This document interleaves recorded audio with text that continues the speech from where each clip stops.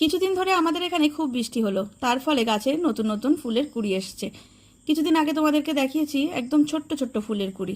সেই ছোট ছোট ফুলের কুড়ির মধ্যে থেকে কিছু ফুলের কুড়ি কিন্তু বড় হয়েছে, আর যেগুলো একদম ছোট অবস্থাতেই রয়ে গেছে সেগুলো আর বড় হবে না, ওগুলো নষ্ট হয়ে যাবে। বড় বলতে ফুলের কুড়িগুলো খুব একটা বড় হয়নি, এই যে ছোট ছোট দেখতে পাচ্ছ এইরকম। পাশে যে ছোট্ট ছোট্ট লালগুলো ওইগুলো নষ্ট হয়ে গেছে, ওগুলো আর বড় হবে না। ফুলের কুড়িগুলো যখন চোখে পড়েছিল ওই ছোট্ট অবস্থাতেই তোমাদেরকে দেখিয়েছিলাম। তখন আমাদের এখানে রেগুলার বৃষ্টি হচ্ছিল, একটানা 4-5 দিন ধরে রেগুলার বৃষ্টি হলো। কিন্তু ড্রাগন গাছে যেহেতু জল কম লাগে, তাই বর্ষা নামলেই অনেকেই ভয় পাও, ভাবো ড্রাগন গাছগুলি বুঝি নষ্ট হয়ে যাবে। তবে একটু যত্ন নিলে ড্রাগন গাছের কিন্তু বর্ষাকালে কোনো ক্ষতি হয় না, বরং বর্ষার জন্য ড্রাগন গাছে নতুন ডাল আসে আর গাছটা বড় হয়ে ওঠে।